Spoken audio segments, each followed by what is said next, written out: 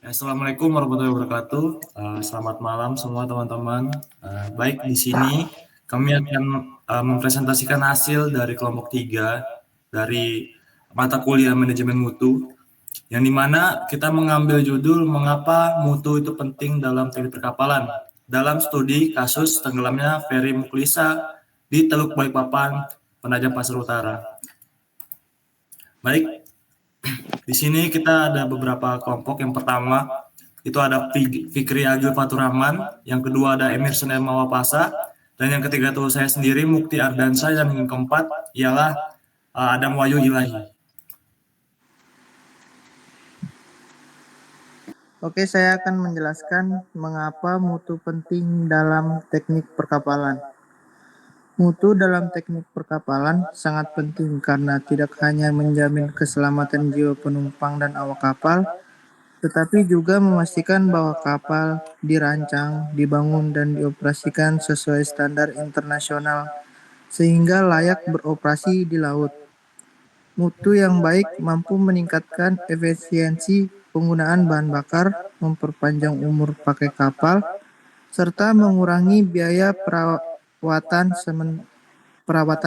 Sementara mutu yang buruk berpotensi menimbulkan kecelakaan fatal, seperti kebocoran dan tenggelamnya kapal, kerugian ekonomi, pencemaran lingkungan laut, serta turunnya kepercayaan masyarakat terhadap transportasi maritim. Oleh sebab itu, penerapan mutu yang konsisten sejak tahap desain, konstruksi, pemeliharaan, hingga operasional merupakan fondasi utama bagi keberlanjutan dan daya saing industri perkapalan. Mutu penting dalam teknik perkapalan ada 3, yaitu 1. Keselamatan, kepatuhan regulasi, ketiga efisiensi operasi.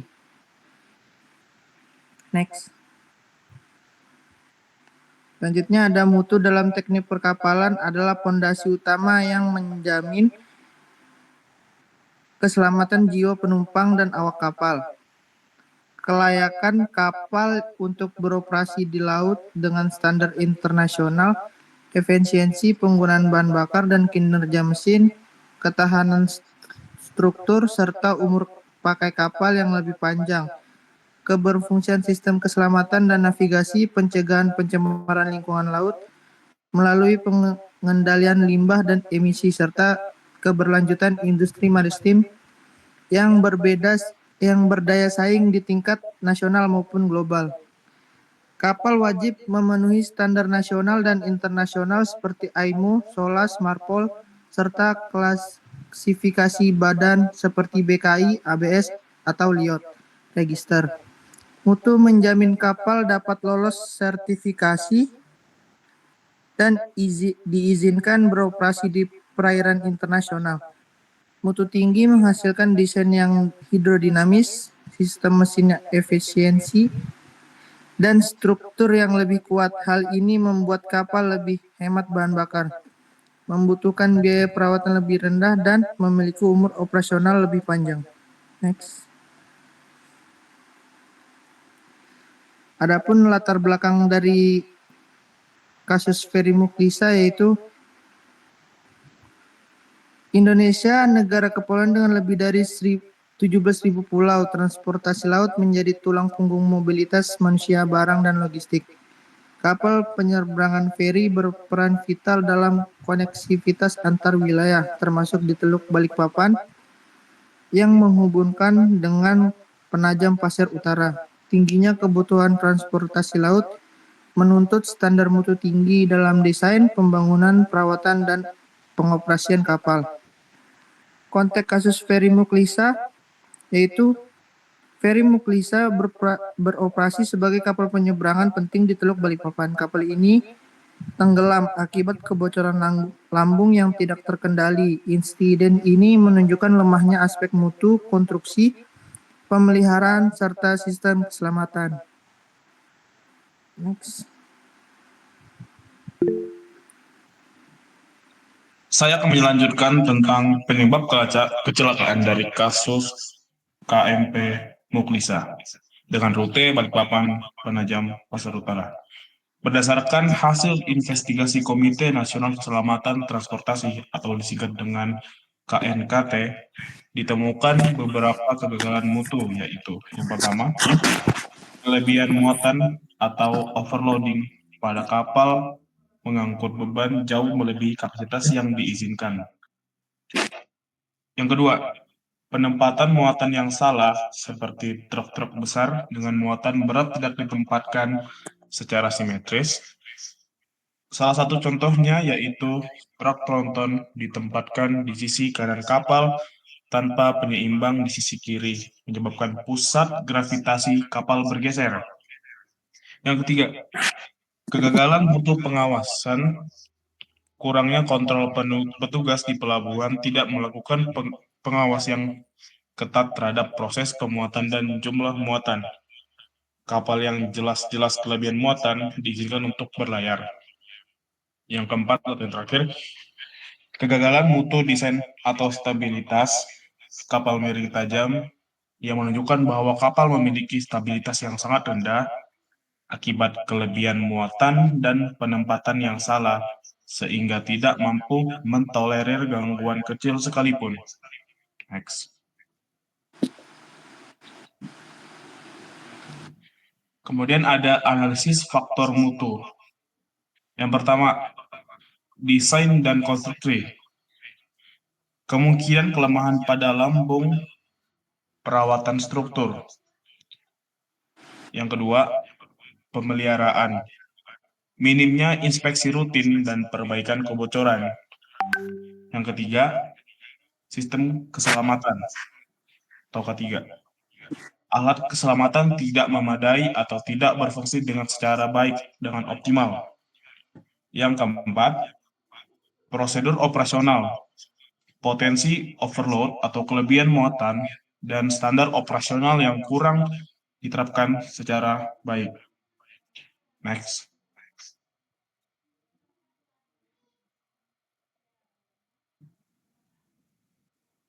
Tinjauan umum feri KMP Muklisah dengan rute Balikpapan Penajam. Lokasi Teluk Balikpapan, sisi Penajam Pasar Utara. Jenis kapal feri penyeberangan, kapal roro atau penumpang kendaraan. Sebelum tenggelam, feri Muklisa berangkat dari Pelabuhan Karyangau Balikpapan menuju Pelabuhan Penajam Pasar Utara pada Senin 5 Mei 2025 sekitar pukul 12 WITA. Pukul 13.30 waktu Indonesia bagian tengah, kapal berhenti di perairan untuk antre sandar berjarak sekitar 200 meter dari Pelabuhan Penajam. Berdasarkan hasil keterangan nahkoda yang dihimpun kantor Kesyah Bandaraan dan otoritas pelabuhan KSOP kelas 1 Balikpapan, saat mesin kapal kembali dinyalakan, terdengar bunyi retakan atau crack. Beberapa saat kemudian, poros baling-baling kelepas dan memicu air masuk ke dalam kapal.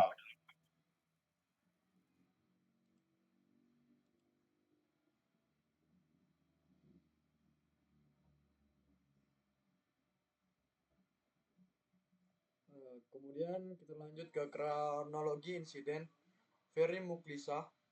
ABK kapal terakhir terlihat mengecek ruang mesin.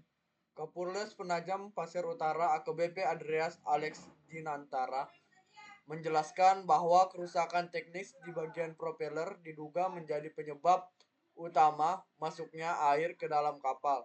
Upaya penyelamatan para penumpang sudah dilakukan hari ini dan mereka berhasil dievakuasi. Saat ini kami fokus melanjutkan pencarian 2 orang yang belum ditemukan. Untuk informasi terakhir, memang ABK sempat mengecek ruang mesin dan ditemukan ada kerusakan, ujar Andreas dengan keterangannya Senin sore 5/5/2025. Ia menambahkan bahwa kapal bantu sebenarnya sudah merapat ke badan feri untuk melakukan penanganan. Namun patahnya as propeller membuat air masuk terlalu cepat, sehingga kapal tidak bisa diselamatkan tepat waktu. Disitulah air masuk dengan cepat, sehingga kapal lebih cepat tenggelam dibandingkan proses penyelamatan yang dilanjutkan. Kapal sekarang sudah kandas di dasar laut dengan kedalaman 20 meter dan tidak mengalami perubahan posisi, ungkapnya. Berdasarkan informasi yang diperoleh, Sukadi menjelaskan bahwa peristiwa tersebut terjadi sekira pukul 15.20 WITA. Kapal berangkat dari pelabuhan Karyangau, Kota Balikpapan, pukul 14 WITA dan tiba di sekitar perairan Kabupaten Penajam Pasir Utara sekitar pukul 15 WITA.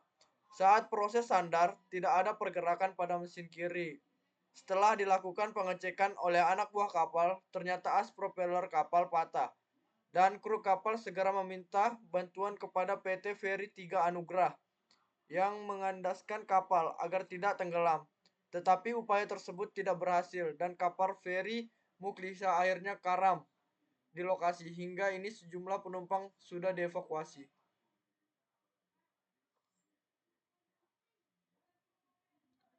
Mutu teknis yang diduga gagal dalam insiden Ferry Muklisah.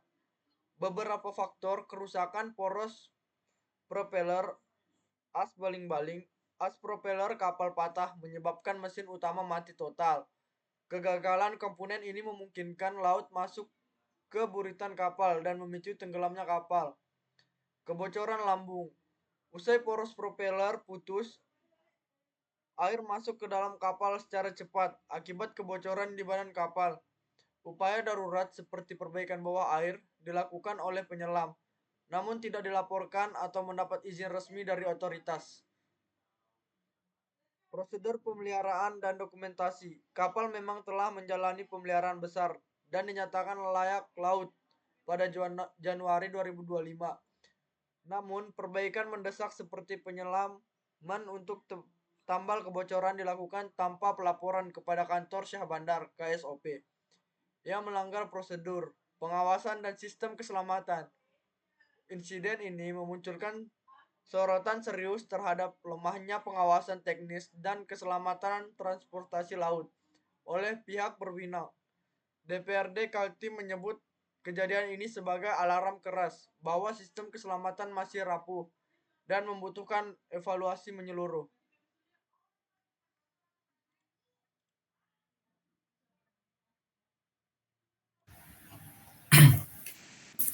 Oke, saya lanjutkan. Yang dimana di sini kesimpulan dari Ferry Muklisah, Teluk Balikpapan, Penajam Pasir Utara. Yang pertama, kapal feri sering mengabaikan standar mutu karena alasan biaya. Yang kedua, inspeksi oleh otoritas Syah Bandar atau klasifikasi lain harus lebih ketat. Yang ketiga, perawatan preventif jauh lebih murah daripada menanggung resiko tenggelam. Dan yang keempat, mutu bukan hanya soal membangun kapal, tetapi juga kultur safety dalam operator dan awak kapal, yang dimana dalam upaya meningkatkan mutu perkapalan di Indonesia, diperlukan penerapan standar kualifikasi dan regulasi internasional secara menyeluruh sejak tahap desain hingga operasional, didukung dengan program pemeliharaan rutin melalui inspeksi dan pengujian teknis seperti thickness measurement, hose test, dan pressure test agar kondisi kapal selalu terpantau. Selain itu, penguatan sistem keselamatan wajib dilakukan dengan memastikan seluruh perlengkapan darurat tersedia dan berfungsi, disertai peningkatan kompetensi awak kapal melalui pelatihan keselamatan serta kedisiplinan dalam menjalankan SOP. Di sisi lain, peran otoritas maritim sangat penting dalam melakukan pengawasan ketat terhadap kelayakan kapal dan mencegah praktik overload. Sementara pemanfaatan teknologi modern seperti monitoring sensor dan digital logbook dapat mendukung pengendalian mutu secara real time. Dengan demikian, mutu perkapalan dapat terjamin sehingga mampu meningkatkan keselamatan pelayaran, melindungi lingkungan laut, dan memperkuat daya saing industri maritim nasional. Next. Baik, di sini ada ringkasan mutu yang gagal dalam kasus Ferry Muklisah, yang dimana yang pertama, integritas struktur dan mesin, yang dimana poros propeller yang patah menunjukkan potensi kelemahan pada material atau proses pemeliharaan. Yang kedua, perawatan preventif dan pelaporan. Perbaikan kritis dilakukan tanpa izin atau pelaporan ke otoritas berwenang, atau indikator lemahnya prosedur dari quality control atau bisa dibilang dengan QC.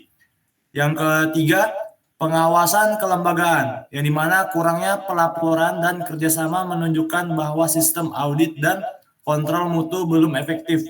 Dan yang terakhir, budaya keselamatan yang lemah, meskipun kapal layak laut secara administratif, tetapi praktik di lapangan memperlihatkan defektif dalam penerapan standar operasional, yang dimana kegagalan mutu dalam berbagai aspek, mulai dari komponen mesin, prosedur perbaikan, hingga sistem pengawasan, berkontribusi langsung pada tenggelamnya Ferry Muklisah ini, yang dimana insiden ini menekankan pentingnya memastikan mutu secara menyeluruh dalam desain, konstruksi, pemeliharaan, serta operasional kapal penyeberangan. Next. Oke, segini aja dari kami mempresentasikan hasil dari kelompok 3. Saya tutup, saya akhiri. Assalamualaikum warahmatullahi wabarakatuh dan selamat malam semuanya.